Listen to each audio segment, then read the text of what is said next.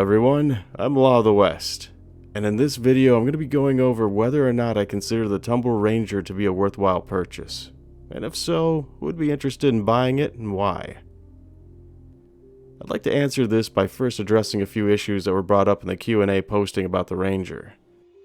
A major one was that a lot of people wanted to see a list of flyable vehicles that were capable of transporting the Ranger. After all, a selling point for this vehicle was that it was going to be able to fit into nearly any ship that has interior space. Now, I know that this is a gross exaggeration on behalf of one of the developers, but now that this vehicle has been added to the ship matrix, we do have its dimensions available to us, and we can use those statistics to compare it to other vehicles that are already in the game. I'm going to be using the Nox as a measuring stick to go by and figuring out what the Ranger can fit into. The height and width of the Ranger is 2 meters, while the Nox has a height and width of 1.5 meters. So the Nox is both shorter and thinner than the Ranger, which means that if your Nox doesn't fit into a ship, then the Ranger isn't going to fit into it either.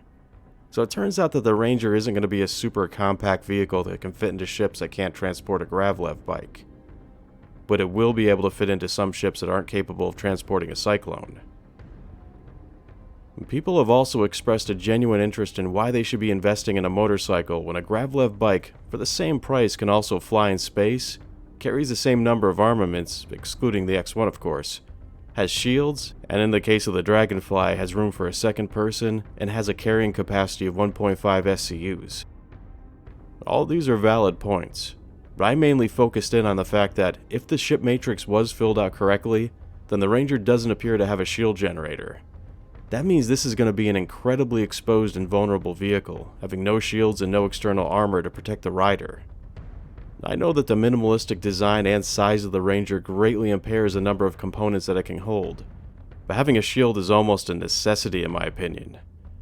This news completely changed my perspective on variants like the TR, since having no shields means that it's going to be at a huge disadvantage in combat. At least the shields could have provided some protection for the rider and compensated for its lack of armor.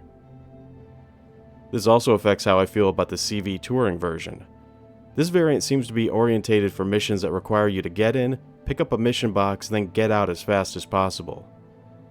I'd still feel more comfortable in those situations using a better protected vehicle like a rover that has shields, a turret, and internal storage space to transport the goods in, or even just a default Cyclone for that matter.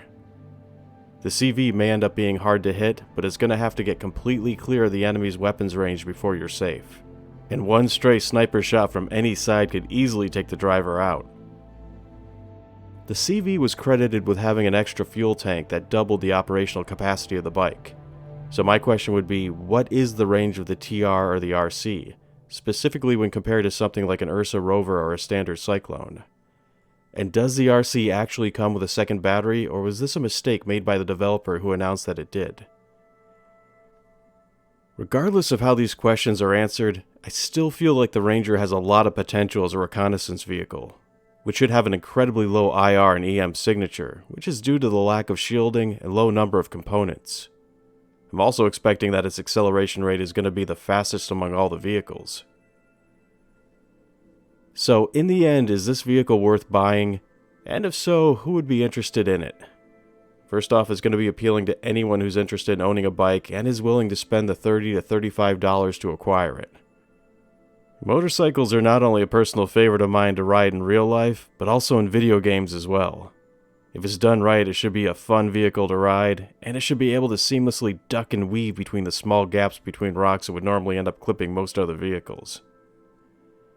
But ideally, I see it as being a good cheap LTI token to pick up. I personally checked this out, and the Ranger can be used as an LTI token for both ships and as well as vehicles.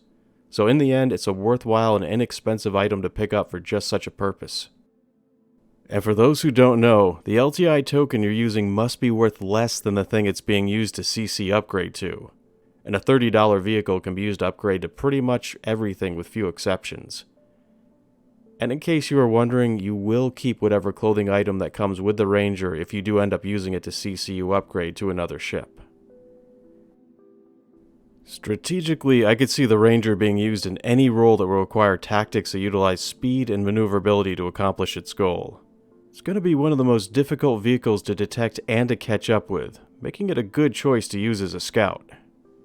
But if you're interested in getting more functionality out of your vehicle for the same price, then I'd stick with a Dragonfly or a Nox for now. There hasn't been any identifiable advantage to having a land-based vehicle over a Gravlev so far. So if you're not interested in acquiring an LTI token, and are not particularly interested in the novelty of having a motorcycle, then I suggest holding off buying one for the time being, and perhaps waiting and getting the Ranger in-game. It's going to be inexpensive to buy, not particularly rare of an item to find, and cheap to insure. So if you're still on the fence about buying this vehicle, then I wouldn't feel too bad about holding off for now and getting one in-game. There is going to be some more information coming out in the upcoming Q&A about the Ranger, which should hopefully shed a bit more light on this vehicle, and answer some of these questions we still have about it. I'll be publishing a video summarizing the Q&A as soon as it becomes available. I've been your host, Law of the West. Thanks for tuning in, and take care.